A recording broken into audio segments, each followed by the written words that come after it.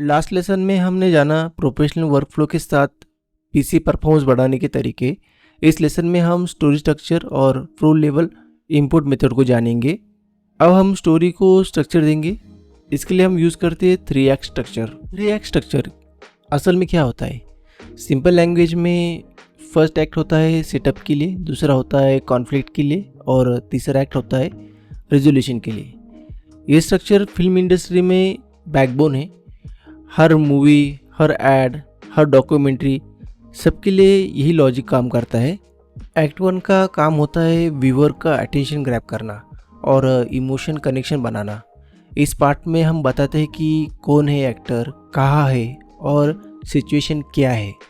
Real example से समझते हैं। एक आदमी काम से घर पे थका हुआ आता है, घर पूरा खाली होता है और पूरा साइलेंस होता है बैकग्राउंड में।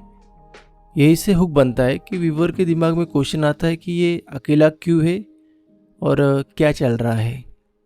एक्ट 1 सिर्फ इंट्रोडक्शन नहीं होता है, ये एक प्रॉमिस होता है। प्रॉमिस ये कि आगे कुछ मीनिंगफुल होने वाला है। अगर यहाँ पर इमोशन नहीं बना तो व्यूअर आगे नहीं बढ़ेगी। एडिटिंग शुरू करने से पहले टाइमलाइन पे हम मार्कर ऐड कर लेते हैं। मार्कर एक रोड मैप की तरह काम करता है। ये बताता है कि कौन सा पार्ट कहाँ आएगा। इसके लिए शॉर्टकट है यम, या फिर आप टाइमलाइन पे ये आइकॉन इस्तेमाल कर सकते हैं। मार्कर पे डबल क्लिक करने के बाद हम उसको नाम दे सकते हैं, जैसे हम अभी दे देते हैं एक्ट 1।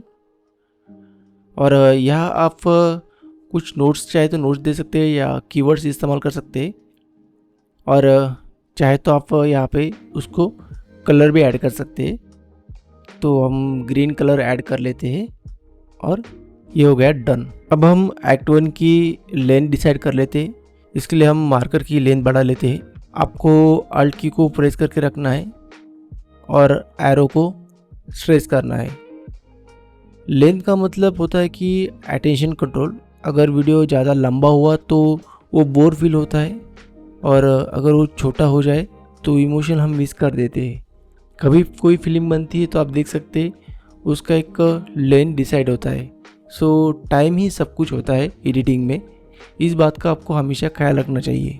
अब क्लिप को इंपोर्ट कर लेते हैं। सबसे अनप्रोफेशनल तरीका है डायरेक्ट टाइमलाइन पे ड्रैग करना। इससे काम हो जाता है पर कंट्रोल नहीं मिलता है। प्रोफेशनल मेथड क्या है? सोर्स व्यूअर का यूज़ करना, क्लिप को ओपन करना, फिर प्ले करना JKL शॉर्टकट कीज से। जैसे रिवर्स होता है, K से स्टॉप और L से फॉरवर्ड।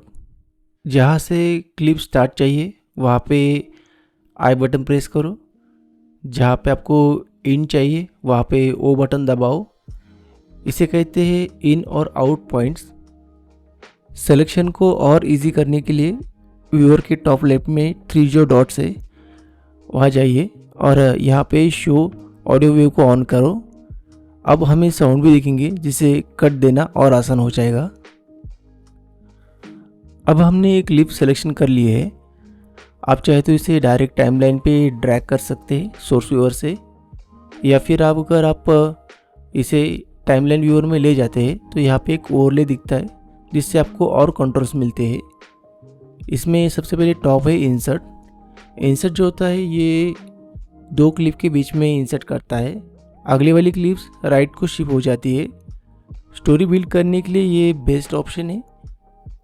उसके बाद ओवरराइट, ये प्लेट पोजीशन पर क्लिप को रिप्लेस करता है। टाइमलाइन की जो लेंथ होती है वो सेम रहती है। फास्ट एडिट्स के लिए ये बेस्ट ऑप्शन है। रिप्लेस, अगर गलत शॉट को सही शॉट से स्वैप करना हो तो हम रिप्लेस का इस्तेमाल कर सकते हैं। Fit to fill music edits का किंग टूल है। ये क्लिप की स्पीड एडजस्ट करता है, गैप को परफेक्टली फिल कर देता है। प्लेस ऑन टॉप, ये B roll, cutaways, overlays सबके लिए बेस्ट है, ऐसा समझ लीजिए। अपेंड, क्लिप के हमेशा टाइमलाइन के इन में आता है।